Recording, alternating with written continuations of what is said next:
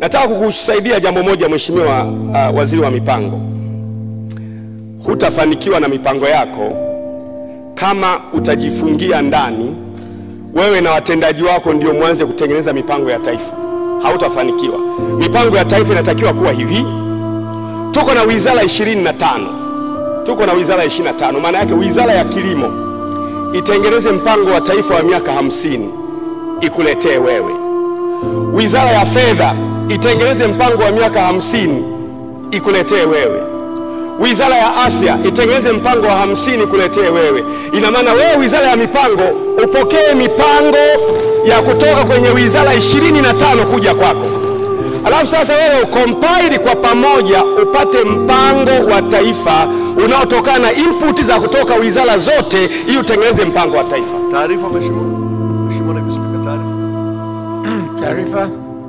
Mheshimiwa Naibu Spika, sitaki kumtoa kwenye reli Mheshimiwa Askofu Gwajima, mchango wake mzuri. Nataka tunimpe taarifa na tumeandika kwenye preamble kisoma kwamba jinsi tunavyotengeneza mipango ya nchi inaanzia chini inapanda mpaka kwenye wizara, na hii ambayo tumewasilisha hapa basically ni compilation ya mipango iliyotoka huko chini ikiwemo wizara za kisekta. Nataka tunimpe hiyo taarifa. Otherwise mchango wake ni mzuri sana.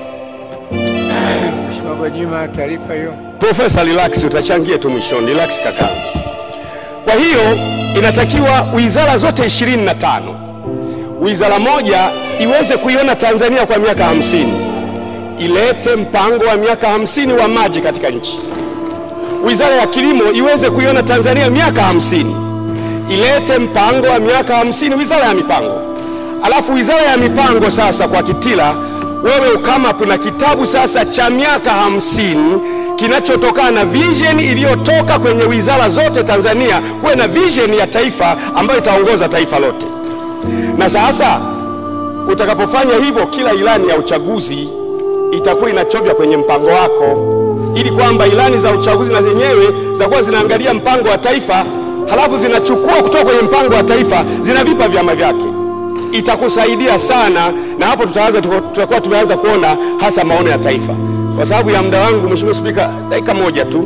Jambo lingine, tuwe na mamlaka ya kuilinda political wing isitoke kwenye maono ya taifa. Tutakapofanikiwa kutengeneza maono ya taifa ya miaka 50, alafu miaka 50 kuna miaka mitano, kuna regime zinakuja miaka mitano.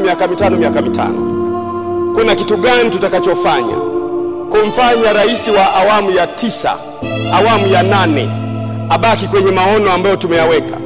Anaweza kuja rais wa awamu ya 11, tumeweka sisi maono ya miaka 50, akaanza vyake. Kwa hiyo lazima kuwe na instruments zitakavyoweza kuifunga mamlaka ya kisiasa kubaki kwenye maono ya nchi, ili kwamba kila rais anayekuja madarakani haji kuleta mawazo yake, anakuja kuyatumikia maono ya nchi. Yeye ni mwajiriwa wa maono ya nchi. Itatusaidia sana kama nchi kubaki ndani ya maono. Naulia tena Mheshimiwa Naibu Spika, ipo siku tusipoamua kuifunga nchi kukaa kwenye maono na kuyashikilia maono na kutafuta instruments ambazo zinaweza zikaifanya political wing. Bwana tumekupa kazi. Sisi kama nchi tuna maono. Wewe ni mwajiriwa wa maono yetu. Nenda ukatutumikie maono yetu, utufanyie kazi maono yetu. Sio mtu anakuja madarakani anafanya anachofikiri kichwani. Kama ni kufikiri kichwani, kila mtu anacho cha kichwani.